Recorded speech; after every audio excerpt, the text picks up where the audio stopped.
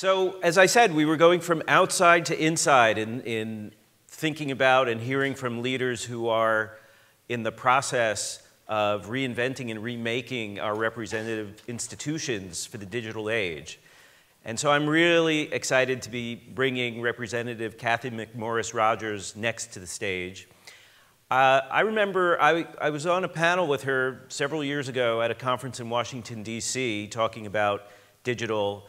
And she was one of the first members of the House who was really enthusiastic about using social media. And this is back in the days when I think they still thought of bloggers as those people in the basement in their pajamas.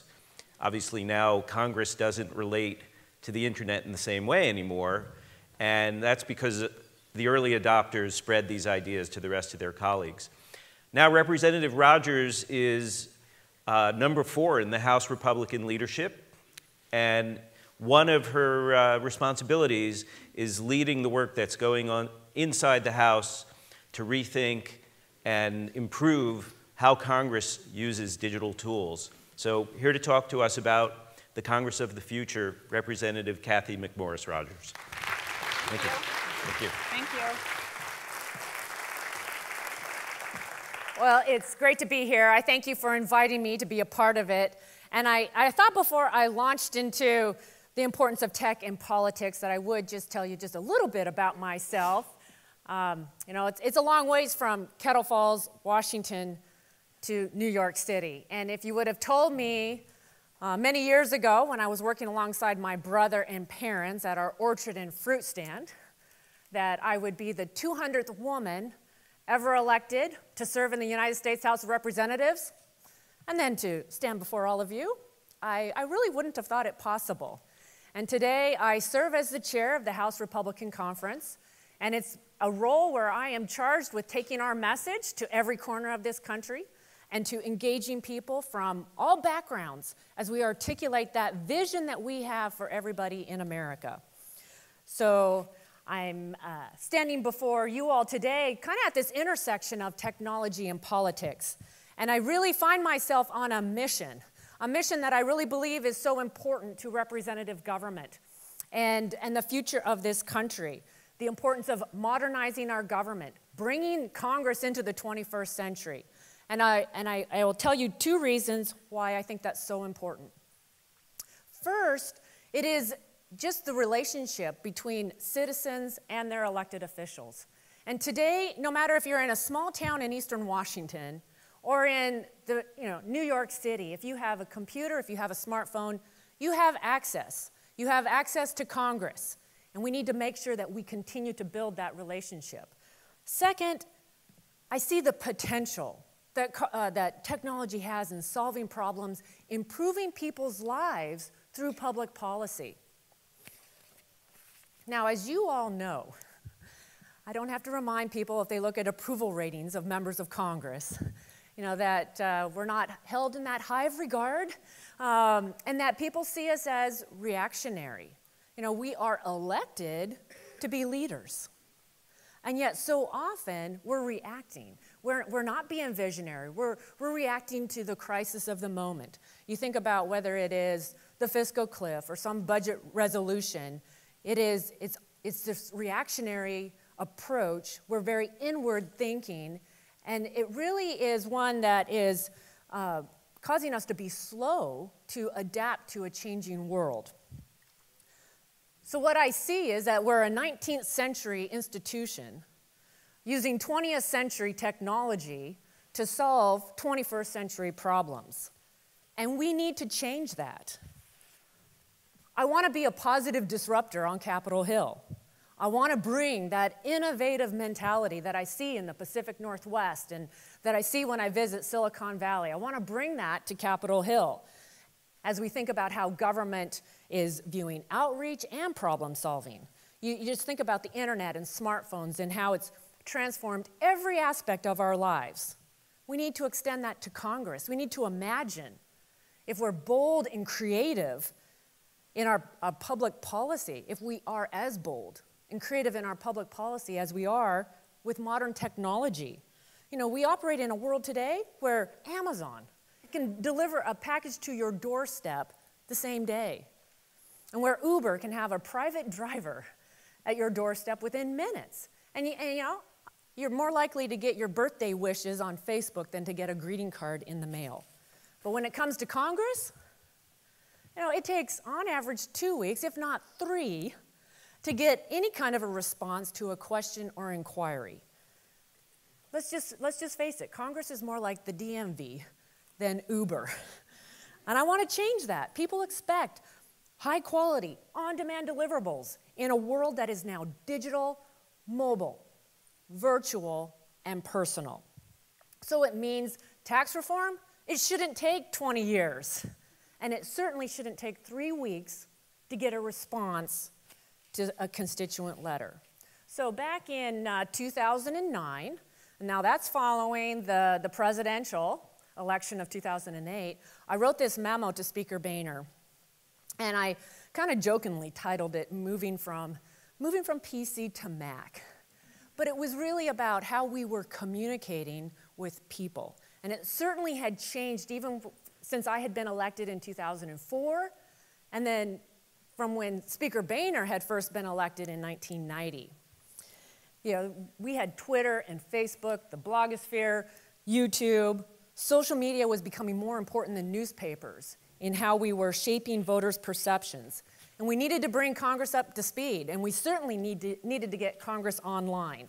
So we started with a new media challenge, which was kind of modeled after March Madness, and it was just engaging members and challenging them to engage the people that they represent. And you know what? It was a huge success. By 2010, we had 79% of our members on Facebook, 89% of our members using YouTube. And that was just the beginning. You know, you think about the presidential debate of 1960, JFK versus Nixon. Now, those who had listened to that debate on the radio, they thought that Nixon had won. Those who had watched it on TV thought that JFK had won. Now we fast forward nearly 60 years, and that's kind of a similar transformation is taking place. The transformation that took place from radio to TV is now taking place from traditional to digital media on Capitol Hill. In 2012, I was elected chair of the Republican Conference, and it's a role that is it's the communications hub for the Republicans on Capitol Hill. And when I first walked into the offices, it kind of looked like a law office from the 1950s, and it operated like one too. Certainly, I quickly recognized that we needed to make this process more digital friendly, use technology, make it personal, bring the same innovative approach that I see from startups and companies all across this country to Capitol Hill. I'm always inspired by this approach to imagine what is possible and then work hard to make it happen. I've also been reminded that it all starts with people. It starts with hardworking and smart, creative people who have big ideas. And I want to bring that same mindset to Congress. The same creative thinking that launched Uber and Lyft, that should be used to spur tax reform.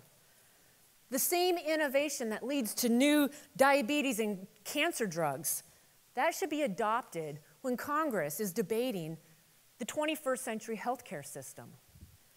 The same spark that led to the first IBM computer and iMac, that should be used to transform how we educate kids in the future.